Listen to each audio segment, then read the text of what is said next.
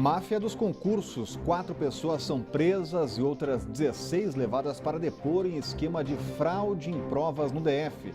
Cirurgias suspensas. Procedimentos chamados de alta complexidade não estão sendo realizados no hospital de base, que acaba de virar instituto. Novela dos combustíveis. A AGU deve recorrer ainda hoje de nova suspensão do aumento, determinada por juíza da 20ª Vara. Os fatos do DF, do entorno e da política você confere a partir de agora no Band Cidade, primeira edição.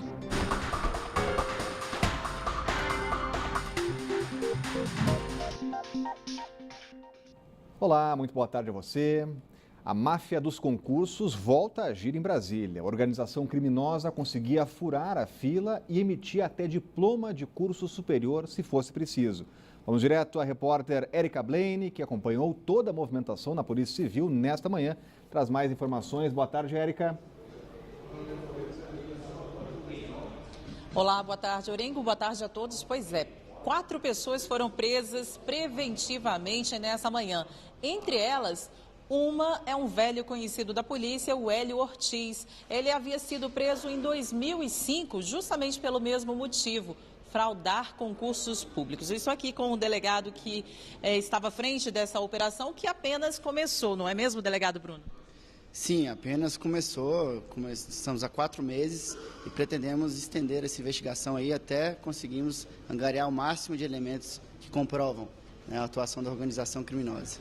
E isso, assim, uma organização criminosa que, pelos 4 meses de investigação, parece que é uma organização grandiosa, né? Ela não ficava ali só no CESP, não. A organização criminosa ela atuava em tudo quanto é tipo de concurso público. Como tinham beneficiados, clientes, determinado concurso, elas iam e faziam todo o procedimento fraudatório do certame. Agora, quanto custava uma vaga, delegado? Olha, a entrada variava de 5 a 20 mil reais. E após a posse, o candidato deveria pagar para a organização criminosa 20 vezes o valor previsto do salário no edital. E o que deve acontecer com essas 4 pessoas que foram presas nessa manhã? Elas estão preventivamente, né? Elas foram presas preventivamente e os autos serão relatados e remetidos ao Ministério Público e Justiça. Qual é a forma de atuação dessa quadrilha? Haviam pelo menos 4 formas aí de fraudar esse concurso público. Basicamente 4 formas. Primeiro, o uso de pontos eletrônicos dentro da sala de aula, na qual recebiam as respostas de integrantes da organização criminosa que estavam fora do local de prova e haviam feito a prova antes, saído mais cedo. Da mesma forma, no uso de celulares escondidos no banheiro do local de prova, na qual também recebiam as respostas. Da mesma forma, falsificação de documentos, na qual especialistas se passavam por os candidatos e faziam a prova em nome delas, obtendo a aprovação. E também alguns funcionários de instituições que ajudavam e inseriam elementos falsos para a aprovação do candidato. Delegado, muito obrigada pela sua participação aqui no Band Cidade. Mais informações na segunda edição do Band Cidade, que começa às 6:50 da noite. Até lá. Obrigado, Érica. Acompanhando as informações, Cláudio Humberto, dessa vez a polícia agiu rápido. Agiu rápido e com muita competência. Tá de parabéns à Polícia Civil. Agora é o caso, né? Depois que o serviço público virou um bom negócio, com salários muito atraentes, isso logo atraiu também a atenção e a gula, a ganância de muitos vigaristas, né? É preciso que a polícia, é necessário, é claro, que a polícia fazer o que já fez, prendeu aí 16 pessoas, mas também identifique aqueles que pagaram pelos serviços desses bandidos, né? Porque, afinal de contas, muitos deles, com toda certeza, já estão exercendo função pública, cargos públicos, por meio de fraude, e isso não é admissível. E mais um hospital suspende cirurgias por falta de médicos. Agora, o Instituto Hospital de Base decidiu não fazer mais cirurgias de alta complexidade, isso por tempo indeterminado. Faltam profissionais e também material hospitalar. Estão suspensas as cirurgias cardíacas, ortopédicas, transplantes de fígado e tratamentos oncológicos, como a radioterapia. Isso porque no hospital faltam equipamentos, material cirúrgico e médicos. Na semana passada, a nossa equipe de reportagem mostrou a situação no Hospital do Paranoá. As cirurgias ortopédicas também foram suspensas depois que o Conselho Regional de Medicina identificou a falta de anestesistas. Os pacientes dos hospitais de base do Paranoá estão sendo encaminhados para os hospitais de Planaltina, Sobradinho e HUB. Ao todo, cerca de 800 pessoas no DF aguardam na fila para fazer radioterapia e 150 para fazer cirurgias no coração.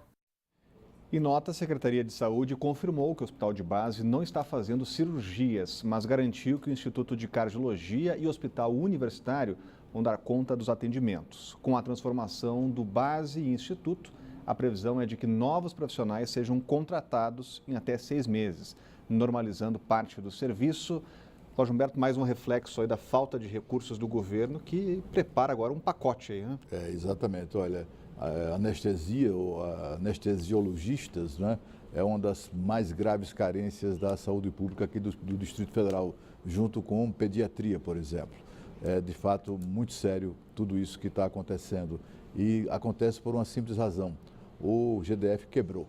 E não por acaso está sendo elaborado desde a semana passada um pacote de medidas a ser anunciado até o final deste mês, que pretende cortar despesas, cortar fundo as despesas, pretende também extinguir órgãos públicos, pretende extinguir funções e cargos públicos e também privatizar algumas estatais. Entre elas, a principal delas a ser privatizada por enquanto é a SEB, a Companhia Energética de Brasília. Há setores do governo que defendem a privatização também do BRB, mas o governador Hollenberg ainda resiste à ideia de privatizar o banco. Fim de semana de acidentes no trânsito no DF. No sábado, um motorista morreu ao ser atingido pela roda de outro carro na BR-040, perto de Santa Maria. No domingo, um homem foi atropelado na Épia Norte e levado para o hospital de base. E em Águas Claras, o motorista embriagado provocou uma batida. Ele foi preso ainda no local, mas liberado logo em seguida depois de pagar uma fiança de R$2.000. Veja só. No vídeo registrado por uma câmera de circuito de segurança, é possível ver o momento do acidente, que aconteceu na madrugada de domingo, no cruzamento das avenidas Pau-Brasil e Araucárias, em Águas Claras. Um carro estava atravessando o cruzamento quando outro vem em alta velocidade, provocando a batida. O carro que sofreu impacto rodou na pista. Por sorte, ninguém se feriu. Também no domingo, por volta das 8 horas da noite, um homem foi atropelado na Épia Norte. O Corpo de Bombeiros fez os primeiros socorros e a vítima, que não estava com documentos, foi levada para o hospital de base inconsciente. O motorista permaneceu no local e não se feriu. E no começo da tarde de sábado, uma tragédia na BR-040, perto do viaduto de Santa Maria. Uma roda se soltou de um carro, atravessou o canteiro e acertou outro carro que estava no sentido contrário. O motorista do carro atingido perdeu o controle, bateu em um poste e capotou no canteiro central. No vídeo enviado pelo Corpo de Bombeiros, dá para ver o momento em que a equipe tenta retirar o homem de dentro do veículo. Ele morreu na hora. O motorista do outro carro, que perdeu a roda, não se machucou. E sem descuidar da articulação para aprovar a nova meta fiscal, Michel Temer se volta hoje para questões internacionais.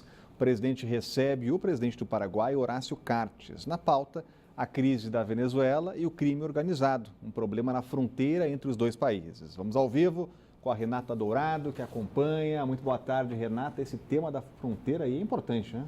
Muito importante. Rodrigo, muito boa tarde para você, para o Cláudio. Uma ótima semana para todos que estão aí nos acompanhando. A gente sabe, né, Rodrigo, dessa questão, dessa problemática entre Brasil e Paraguai. A gente sabe realmente que vários produtos contrabandeados, como armas, drogas, muitos produtos falsificados que também alimentam essa criminalidade, chegam no Brasil vindos do Paraguai. Por isso, essa preocupação, por isso, essa importância também desse encontro entre os dois presidentes. Então, a questão da segurança pública, do crime organizado, é de fato uma preocupação mundial. Então, os dois presidentes se reuniram, estão reunidos ainda agora, vão almoçar logo mais, e aí trataram sobre essas políticas que já estão em andamento, o resultado dessas políticas e mais ações, porque a gente sabe que o crime organizado realmente se organiza, se atualiza a cada momento. Então, ações mais efetivas, especialmente ali nos países, ou melhor, nas cidades de fronteira, exatamente para combater essa criminalidade. Então, o presidente do Paraguai chegou por volta das 10 horas da manhã. Nós temos aí essas imagens. Para os moradores de Brasília, o trânsito ficou um pouco complicado, porque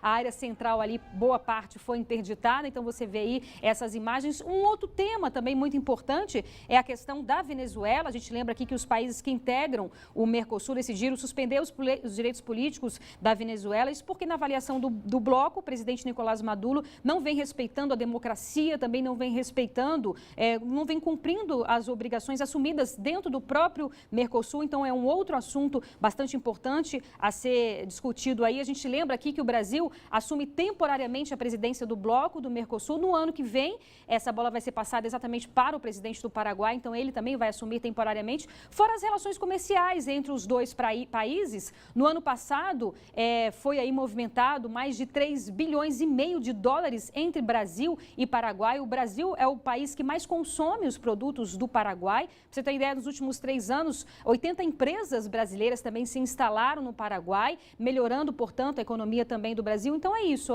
é um parceiro comercial e de vários sentidos, e especialmente nesse sentido aí que a gente está falando, né, de combater esse tráfico de drogas e armas, que reflete em toda a sociedade, não só aqui, mas lá também, no Paraguai também. Então, logo mais, Rodrigo, eles vão almoçar, e ainda hoje também o presidente Michel Temer volta a essa pauta aí da economia. Então, ele vai se reunir com o presidente do Banco Central, vai tratar sobre assuntos prioritários para o Brasil. A gente lembra aqui que o governo tem essa meta de aprovar essa nova revisão fiscal até o final deste mês. Rodrigo.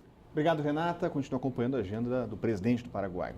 E segunda-feira de racionamento no Distrito Federal, uma mudança pontual. As regiões da Asa Norte, Noroeste e parte da Asa Sul não entram no rodízio desta semana porque tiveram um corte antecipado para o sábado por conta da instalação de uma válvula. O racionamento segue normalmente para Vicente Pires, Vila São José e Jockey, também Santa Maria, Sítio do Gama e Polo JK.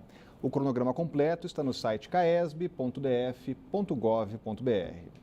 E a seguir, a Justiça do DF volta a suspender o aumento dos combustíveis em todo o país. O Band Cidade volta já.